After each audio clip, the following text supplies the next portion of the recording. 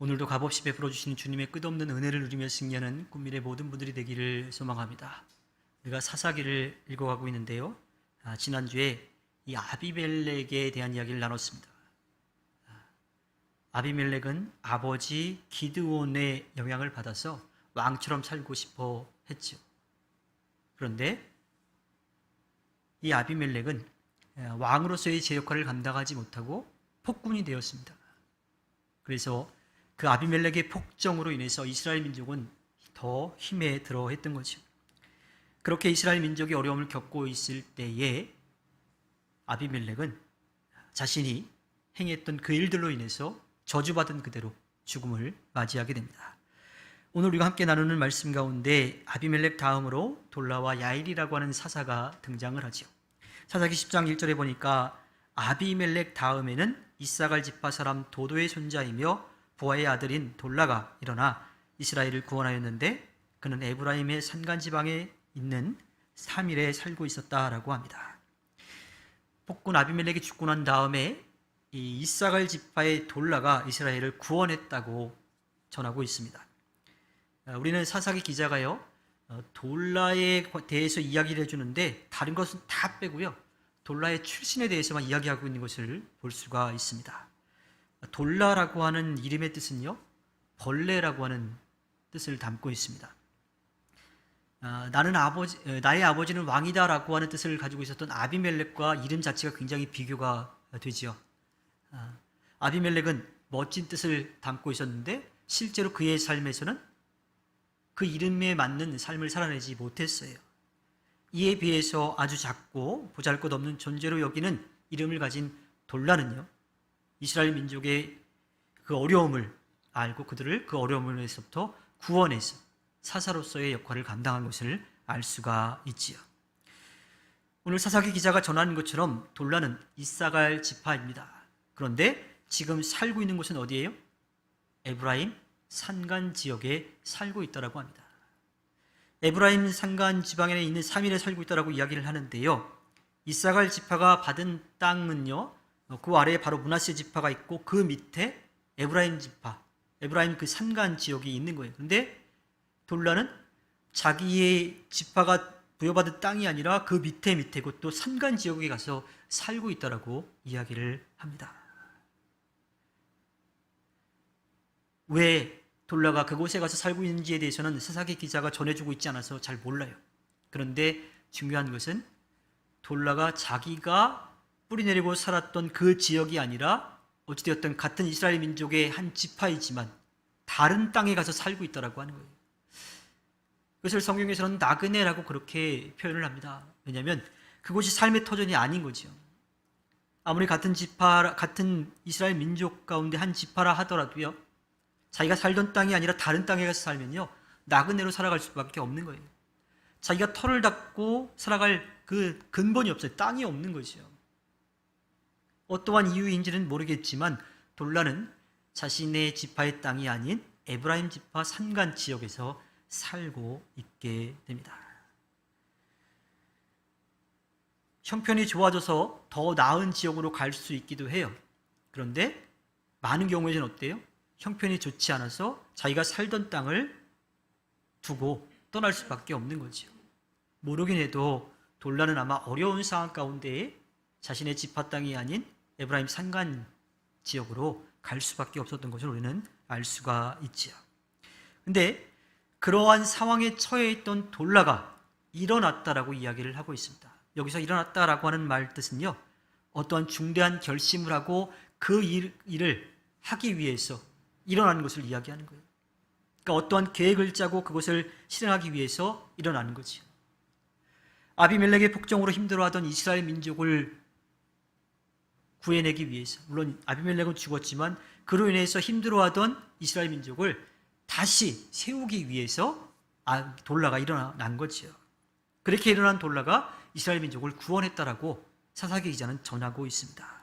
그런데 여기서 구원했다라고 하는 말 뜻에는요 압박으로부터 자유롭게 해주는 공격의 뜻과 또 외부의 공격으로부터 막아주는 방어의 역할을 다 담고 있는 거예요.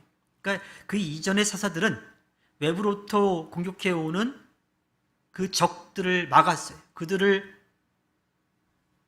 공격해서 그들을 멸망시켜서 자유함을 얻게 했던 거죠. 그런데 돌라는 밖에서의 공격, 밖의 공격도 하고 또 안으로 들어오는 것도 막았던 것을 알 수가 있지요. 즉 밖으로는 주변 나라의 압제와 억압으로부터 이스라엘 민족을 자유롭게 한다는 뜻과 함께 또 안으로는 이스라엘 민족 공동체를 보호한다라고 하는 두 가지 뜻을 다 담고 있는 거예요. 돌라는 그 역할을 한 것을 알 수가 있지요.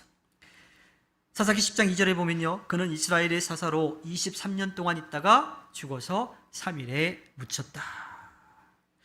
사사기 기자가 돌라에 대해서 설명을 해주고 있지만 그의 족보만 설명하고 있지, 그가 어느 나라로부터의 그 억압으로부터 이스라엘 민족을 지켜주었는지, 또 그들을 막아서 줬는지, 구원해 줬는지 알 수가 없어요. 또는 이 안으로의 방어도 이야기했는데 이스라엘 민족이 우상을 섬겨서 주님을 등지고 떠나는 일을 막았는지도 정확히 알 수가 없어요. 그런데 돌라가 일어나서 이스라엘 민족을 구원했다라고 하는 그 말 가운데에서 우리가 알 수 있는 것은요, 이스라엘 민족이 우상 숭배하는 것으로부터 벗어나게 했을 뿐만 아니라 이스라엘 민족을 공격해오는 주변 나라들로부터도 이스라엘 민족을 지키고 구원해줬다는 것을 우리가 알 수가 있지요. 또한 많은 사사들을 기드온, 입다, 또 입산, 엘론, 압돈, 그리고 가장 유명한 삼손까지도요, 자기의 그런 고향 땅에 묻혔어요. 그러니까 다른 곳에서 살다가 그곳에 와서 묻혔어요. 그런데 돌라는 지금 어디에 묻혔다 그랬어요? 자신의 고향 땅이 아니라 3일에 묻혔다라고 이야기를 하고 있습니다. 돌라는 자신이 사사로 섬기던 그곳에서 죽을 때까지, 또 죽고 나서도 그 자리를 지킨 것을 알 수가 있지요. 그렇게 돌라는 주어진 사사의 사명을 끝까지 감당했던 것을 알 수가 있습니다. 우리나라의 선교 초기에도 해외에서 선교사들이 많이 들어왔어요. 이곳에 와서 선교하면서 힘든 일들을 많이 겪었어요. 왜냐하면 그 당시에 위생 상태가 좋지 않았거든요. 그래서 적지 않은 수의 선교사들이 병에 걸려서 죽기도 하고 또 가족이 그렇게 떠나기도 했어요. 그래서 치료차 고국으로 돌아갔는데 이 선교사들 가운데에서는 자신은 조선 땅에 묻히고 싶다 그래가지고 다시 돌아와서 이 땅에서 죽어서 묻힌 분도 있고 또는 죽어서 이곳으로 옮긴 분들도 계시기도 합니다. 양화진 외국인 묘지에 가면 그런 선교사들의 묘지를 우리가 볼 수가 있어요. 돌라도 그러한 마음으로 자신이 사사로 섬겼던 그곳에서 끝까지 그 역할을 감당한 것을 우리가 알 수가 있죠. 자, 여기 돌라까지 이 기드온을 중심으로 한 중부 지역에서 활동했던 사사의 이야기가 끝나고요, 이제 입다를 중심으로 한 요단 동편에서 활동한 사사의 이야기들이 펼쳐지게 됩니다. 사사기 10장 3절에 보면 그 뒤에 길르앗 사람 야일이 일어나서 22년 동안 이스라엘의 사사로 있었다라고 합니다. 두 이야기가 이제 한꺼번에 나오고 있는데 사실은 돌라와 이 야일이라고 하는 사사는 조금 근본적으로 달라요. 그 몇 가지를 우리가 보게 될 텐데요. 이 돌라는 아비멜렉, 즉 가시덤불 같은 그런 삶 속에서 벌레와 같은 삶을 살다가 하나님의 부름으로 사사로서 그 역할을 감당했던 사람이에요. 뭐 요즘 말로 하자면 적절한 비유는 아닐지 몰라도 흑수저 사사인 거죠. 그런데 야일은요, 그 이름의 뜻이 뭐냐면 빛을 비추는 자라고 하는 뜻이에요. 이름 참 멋지죠. 그래서 야일이 어떠한 일을 했는지 정확하게 다 나오진 않지만 우리가 돌라를 통해서 이 사사기 기자가 어떠한 뜻으로 이야기를 전하고 있다라고 하는 것을 우리가 추측해 보면요, 이스라엘 민족의 어두운 상황을 밝게 비춘 그 역할을 감당했다라고 생각해 볼 수가 있어요. 특별히 어떠한 어둠이냐? 주님의 빛을 바라보지 못하고 있던 거죠. 그러니까 주님이 비추고 계신 그곳을 바라봐야 되는데 그렇지 못하고 주님을 등지니까 주님의 빛이 그 사람에게는 뭘로 비춰져요? 그림자밖에 없는 거죠. 근데 그러한 영적인 어둠에서 이스라엘 민족을 주님의 빛을 볼 수 있도록 그들에게 바른 길을 밝혀준 그러한 사사로 우리가 볼 수가 있지요. 야일이 22년 동안 영적 어두움에서 헤매고 있는 이스라엘 민족에게 빛을 비추어 주님의 뜻을 깨닫고 돌아올 수 있도록 사명을 감당했다라고 하는 것을 알 수가 있습니다. 자, 그런데 이어지는 이 야일의 이야기들을 좀 살펴보면 야일의 모습 가운데 기드온의 모습이 떠오르기도 합니다. 사사기 10장 4절에 보면 그에게는 아들이 30명이 있었는데 그들은 30마리의 나귀를 타고 다녔고 성읍도 길르앗 땅에 30개나 가지고 있었다. 그 성읍들은 오늘날까지도 하봇 야일이라 불린다. 조금 다르긴 하지만 친아들이 70명이었던 기드온이 떠오르죠. 말로는 난 왕이 안 될 거다 라고 얘기했지만 왕처럼 행동했던 기드온의 모습이 이 야일에게서도 보여지고 있습니다. 야일의 아들이 30명이라고 이야기를 하고 있어요. 그만큼 부인도 많았다라는 거겠고요. 또한 그 아들들이 각자 한 마리씩 나귀를 타고 다녔다라고 이야기를 하고 있어요. 요즘 말로 이야기하면 슈퍼카 하나씩 타고 다니고 있는 것과 마찬가지인 거죠. 그리고 또 하나 30개의 성읍을 가지고 있었다라고 말하고 있습니다. 물론 사사가 풍요롭게 여유롭게 넉넉하게 살아가는 게 문제가 되진 않아요. 실제로 야일 시대 때에는 다른 시대에 비해서 이스라엘 민족이 좀 풍족하게 살았던 것을 우리가 알 수가 있는데, 그러니까 많은 부인을 거느릴 수 있을 만큼의 재력도 있고 명성도 있었던 거죠.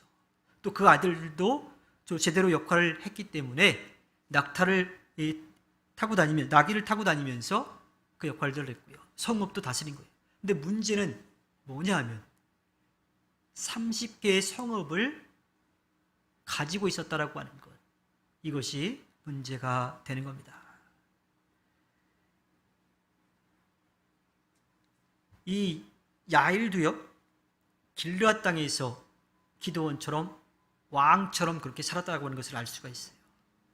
그러니까 좀 넉넉하게 살아가는 것은 그럴 수 있는데 땅을 자기의 아들들이 통치하게끔 만들었다라고 하는 거예요. 이거는 왕들이 하는 일이라고 하는 거죠. 야일도 기드온처럼 부와 명예 그리고 통치권을 되물림한 것을 알 수가 있습니다. 그리고 그것을 이 하봇 야일이라고 부르는데, 이 말은요 야일의 고을, 마을, 이러한 뜻이 있죠. 근데 이 하봇 야일이라고 하는 말의 유래를 우리가 찾아가면요 출애굽 당시로 올라가게 됩니다. 이스라엘 민족이 약속의 땅으로 가기 위해서 이집트를 나와서 광야에서 지내다가 이제 요단강을 건너려고 하는 그 시점에서 나오는데요. 민수기 32장 41절에 보면 므낫세의 아들의 야일은 정착할 곳을 차지하고서 그곳을 하봇 야일이라고 불렀다. 신명기 3장 14절에도 나오는데 므낫세의 아들 야일은 그술 족속과 마아가 족속 경계까지 이르는 아르곱 땅을 모두 차지하였다. 그래서 오늘날까지 그의 이름을 따라 이 바산 지역을 하봇 야일이라고 한다. 이스라엘 민족에게 있어서 땅이라고 하는 것은요 그들이 소유하는 게 아니에요. 땅은 누구 거예요? 하나님의 것이죠. 하나님께서 이스라엘 민족 12지파에게 살아갈 수 있도록 잠시 빌려줬다고 할까요? 그것이 살아갈 수 있도록 터전을 마련해 준 것 정도이지 거기가 자기의 것은 아니라고 하는 거예요. 그런데 요단강을 건너기 전, 그리고 지금 오늘 우리가 나누는 야일, 이 이야기 가운데 그 땅 지역을 뭐라고 부른다고요? 야일의 땅, 야일의 성읍이라고 이렇게 부른다라고 하는 거예요. 이것은요 하나님께서 주인이시고 이스라엘 민족에게 살아가도록 맡겨주신 것인데 그것을 마치 자기 것인 것 마냥 그렇게 여겼다라고 하는 겁니다. 우리가 사사기를 시작하면서 전제로 깐 게 있어요. 그게 뭐였냐면 없었으면 좋았을 것을. 그러니까 사사들이 등장했다라고 하는 그 자체가 이스라엘 민족이 하나님을 등지고 떠났음, 그 죄로 인해 주변 나라로부터 공격을 받았다라고 하는 거예요. 하나님의 벌로 그 징계를 받았던 거죠. 그러니까 사사가 등장했다라고 하는 그 자체가 이스라엘 민족에게 있어서는 없었으면 더 좋았을 일이라고 하는 거예요. 오늘 우리가 함께 나누는 야일의 이야기도 마찬가지이지요. 하나님으로부터 부름을 받아서 세움을 받은 사사들이었지만 그들은 제 역할을 감당하다가도 어느 순간 또 자신들이 이스라엘 민족을 구원한 그 시대보다도 더 좋지 않게 만들어버린 일들이 더 많이 있습니다. 사사기 10장 5절에 보면요, 야일은 죽어서 가문에 묻혔다. 야일도 자신이 사사로 섬겼던 그곳에 묻혔어요. 근데 돌라와는 달라요. 돌라는 주어진 상황과 형편에 맞게끔 자신의 삶의 터전이 아니라 힘겹게 살아가던 그곳에서 끝까지 그 역할을 감당하고 그곳에 묻힌 거고, 야일은 자기가 누릴 것들, 사사로 섬겼지만 자기가 누릴 것들 다 누린 그곳에서 묻혔다라고 하는 겁니다. 자, 오늘 돌라와 야일 2절과 3절의 이야기 가운데에서 아주 짧은 내용이지만 사사기 기자가 사사 돌라와 사사 야일에 대해서 숨김없이 다 드러내고 있는 것을 우리가 볼 수가 있죠. 우리가 기억해야 될 것이 있습니다. 사사는 하나님께서 부르시고 세우신다라고 하는 것. 우리에게 주신 달란트, 우리에게 주신 직분, 우리에게 주신 사명, 이 모든 것이요, 내가 얻은 게 아니라 하나님께서 우리들에게 그렇게 믿고 맡겨주셨다라고 하는 거예요. 또 하나, 하나님께서 그렇게 불러서 세우셨지만 사사의 역할을 끝까지 제대로 감당하지 못한다면 그 열매는 엉뚱하게 맺어질 수 있다라고 하는 거예요. 하나님은 우리를 일방적으로 기계처럼, 로봇처럼 다 프로그램해가지고 이렇게 하라고 하시는 분이 아니라 우리를 인격적으로 대해주셔서 우리가 가진 것으로 하나님을 바라볼 수 있게 하시고 우리가 받은 것으로 그것을 또 키워내서 하나님께서 기뻐하시는 일들을 감당할 수 있도록 하시는 분이에요. 또 그 모습을 기뻐하시는 분인 거지요. 우리는 오늘 돌라와 야일의 이야기를 통해서 하나님이 우리를 부르셨다라고 하는 것, 하지만 하나님의 부름에 끝까지 응답하지 못한다면 엉뚱한 결과를 낳을 수 있다라고 하는 것을 꼭 기억해야 합니다. 모든 것을 하시고 모든 것을 하실 수 있는 주님이요, 우리에게 가장 알맞는 달란트를 분명하게 주셨다라고 하는 것을 믿고 주신 것에 감사하면서 또 그것을 통하여서 주님의 아름다운 뜻을 펼쳐가기 위해 열심을 내야 합니다. 또한 내가 하는 것이 아니라 주님께서 하신다라고 하는 겸손한 마음으로 그 일을 끝까지 감당해야 합니다. 주어진 자리를 끝까지 잘 지켜가는 것, 이것은 굉장히 중요한 일이고요, 또 생각처럼 쉽지 않은 일입니다. 하지만 그렇게 우리는 살아가야 하는 거지요. 주님이 우리를 믿고 맡겨주신 귀한 일들을 해내기 위해서 열심을 내고요, 또 그 열매를 주님이 맺어주신다는 것에 감사하면서 주님의 뜻을 이루어가 주님께 기쁨을 드리는 꿈미래 모든 분들이 되기를 주님의 이름으로 부탁드립니다. 기도하겠습니다.